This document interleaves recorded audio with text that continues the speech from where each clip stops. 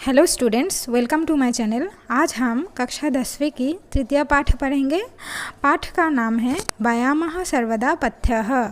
व्यायामः मतलब एक्सरसाइज, सर्वदा मतलब ऑलवेज हमेशा, पथ्यः मतलब स्वास्थ्य के लिए लाभदायक। यह पाठ आयुर्वेद के प्रसिद्ध ग्रंथ सुश्रुत संहिता से लिया गया है। इस पाठ में बोला किसके बारे में चर्चा किया गया है? व्यायाम के बारे में चर्चा किया गया है। व्यायाम क्या है, व्यायाम का क्या क्या फ़ायदे हैं, व्यायाम कैसे करना चाहिए, व्यायाम कैसे करने से ज़्यादा फ़ायदा मिलता है और कैसे करने से हानि पहुंचाता है, ये सब इस पाठ में चर्चा किया गया है।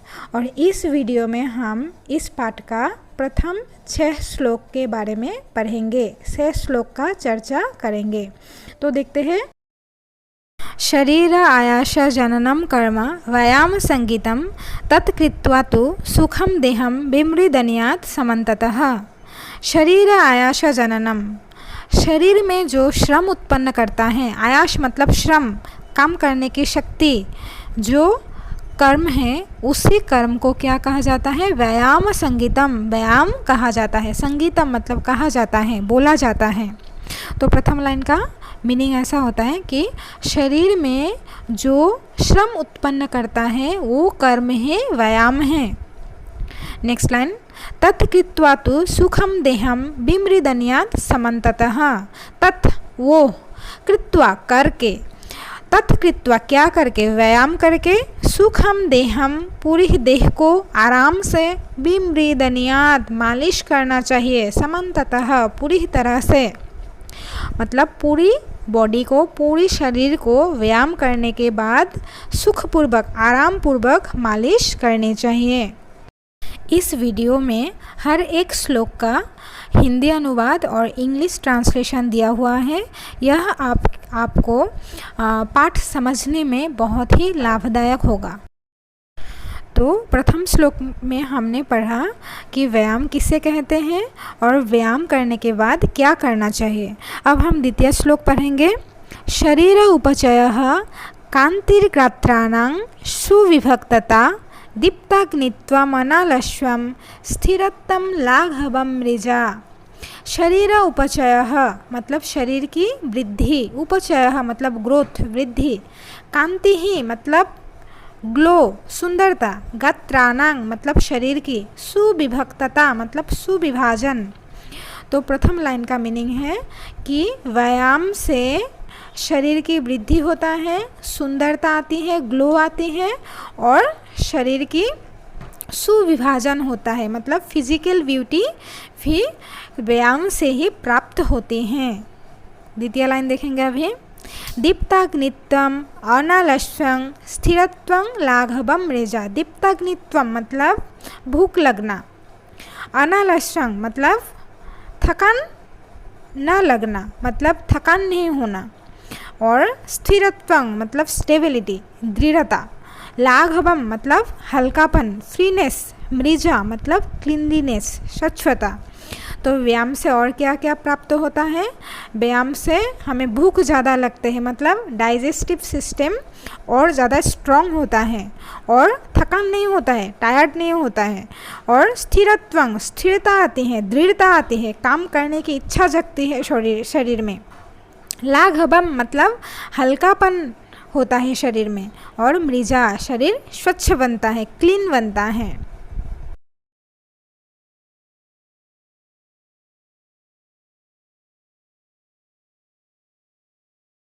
तृतीय श्लोक देखते हैं अभी। तृतीय श्लोक में भी व्यायाम के फायदे के बारे में ही बोला गया है, मतलब व्यायाम से क्या क्या प्राप्ति होती है वो ही बोला गया है। तो देखो, श्रम क्लम पिपाशस्न शीतादीनां सहिष्णुता आरोग्यं चापि परमं व्यायामात् उपजायते। श्रम मतलब काम करने की शक्ति, क्षमता, क्लम मतलब थकान, पिपाशा मतलब प्यास, उष्ण मतलब गर्मी, शीत मतलब ठंड, आदीनां आदि, सहिष्णुता मतलब सहने की शक्ति मिलती है। किससे? व्यायाम से। नेक्स्ट लाइन में दिया हुआ है वो आरोग्यं चापि परमं व्यायामाद् उपजायते। आरोग्यम और आरोग्य भी मतलब हेल्थ भी, चापि परमम, परम मतलब उत्तम, उत्तम स्वस्थ, आरोग्य मतलब यहाँ पे हेल्थ, स्वस्थ मतलब उत्तम स्वस्थ भी व्यायामाद् उपजायते, व्यायाम से ही प्राप्त होते हैं।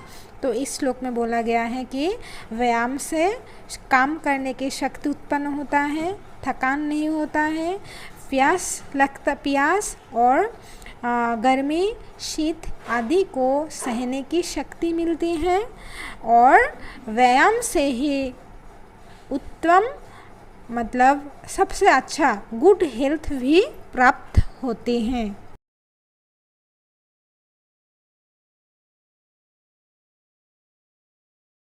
अब हम चतुर्थ श्लोक देखेंगे। न चास्ति सदृशं तेन किंचित स्थूलापकर्षणं न च व्यायामिनं मर्तम अर्दयन्ति अरयोः बलात्।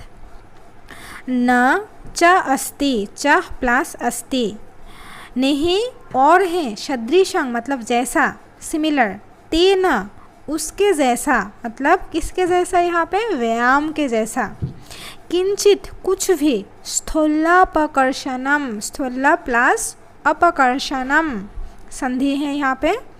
स्थूल मतलब स्थूलता मोटापा, अपकर्षणम मतलब कम करना, घटाना, दूर करना।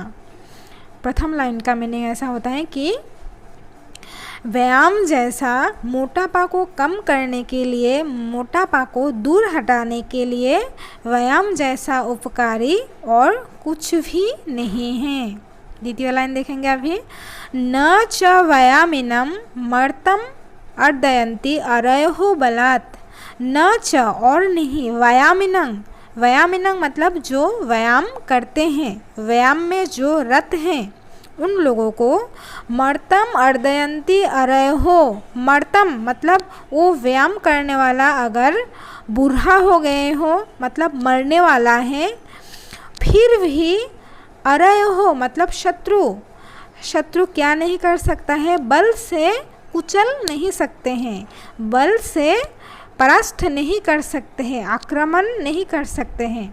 तो इस श्लोक में बताया गया है कि मोटापा को दूर करने के लिए व्यायाम जैसा लाभदायक कुछ भी नहीं है और व्यायाम करने वाले लोगों को शत्रु भी बलपूर्वक कुचल नहीं पाते हैं।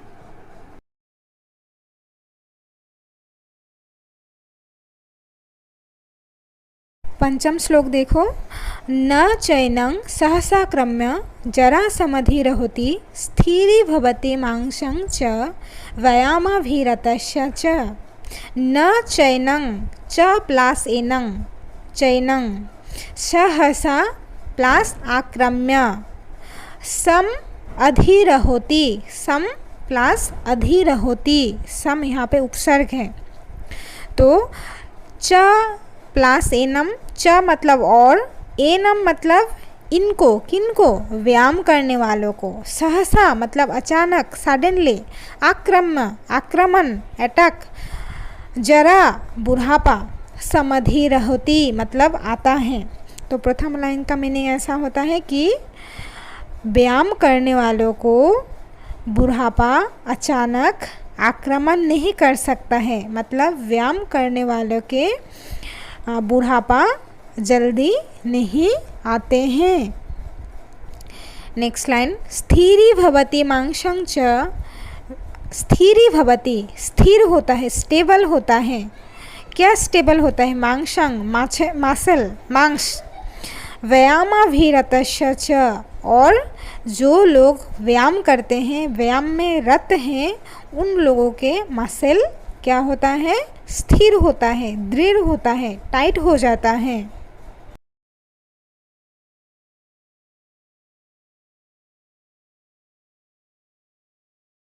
षष्ठ श्लोक देखा अभी।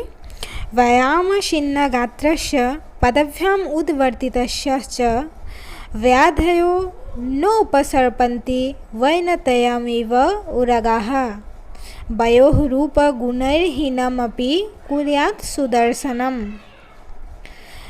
अभी मीनिंग देखते हैं। व्यायाम छिन्न गात्रस्य, छिन्न गात्रस्य, गात्रस्य मतलब शरीर की, छिन्न मतलब पसीने से लथपथ, मतलब व्यायाम करने के बाद जिनके शरीर पसीने से लथपथ हो उनका। पदभ्याम उद्वर्तितस्य च, पदभ्याम जैसे बालकाभ्याम, पदभ्याम मतलब दोनों पैर को, उद्वर्तितस्य मतलब ऊपर उठाने वाला, ऊपर करके, दोनों पैरों को ऊपर करके जो व्यायाम करते हैं उनका। वैधयो न उपसर्पन्ति, वैधयो हो मतलब बीमारी, न उपसर्पन्ति नहीं पास नहीं आते हैं। जैसे वैनतेयम इव, वैनतेय, वैनतेय विनता के पुत्र वैनतेय, वैनतेय का दूसरा नाम है गरुड़।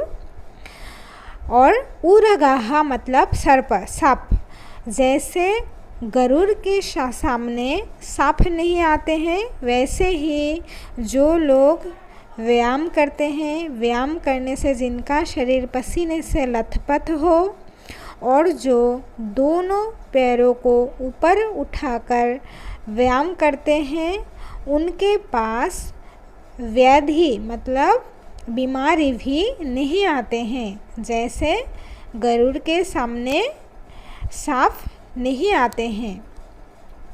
गरुड़ को बाज पक्षी भी कहा जाता है। और गरुड़ और सांप के बीच में एक कहानी भी है। गरुड़ और सांप ये दोनों सौतेले भाई थे और बाद में इन दोनों में बहुत ही बैर मतलब शत्रुता हो जाती है। और गरुड़ बहुत बलवान था। सांप जब भी गरुड़ के सामने आता था तब वो खा लेता था। इसी डर से सांप कभी गरुड़ के सामने नहीं आता था। वैसे ही व्याधि भी मतलब बीमारी भी जो व्यायाम करते हैं उनके सामने कभी नहीं आते हैं। अभी थर्ड लाइन देखो। वयोः रूप गुणै, वयोः मतलब आयु उम्र, रूपः गुणै रूप गुण, हीनै अपि मतलब जिनके रूप गुण नहीं है उनको भी, कुर्यात् सुदर्शनम मतलब जिनके रूप गुण नहीं है उनको भी सुदर्शन दिखने में योग्य मतलब सुंदर बना देते हैं। कौन बना देते हैं? व्यायाम मतलब व्यायाम करने से जो जिनका आयु ज़्यादा है और रूप गुण भी नहीं है उनको भी सुंदर बना देता है। इस वीडियो में हर एक श्लोक का हिंदी अनुवाद और इंग्लिश ट्रांसलेशन दिया हुआ है, आप लोग अच्छे से देख लीजिएगा। अगर इस पाठ का कुछ भी समझ में ना आए तो आप लोग कमेंट सेक्शन में लिख के दे सकते हैं, मैं ज़रूर उत्तर देने की कोशिश करूँगी। धन्यवाद।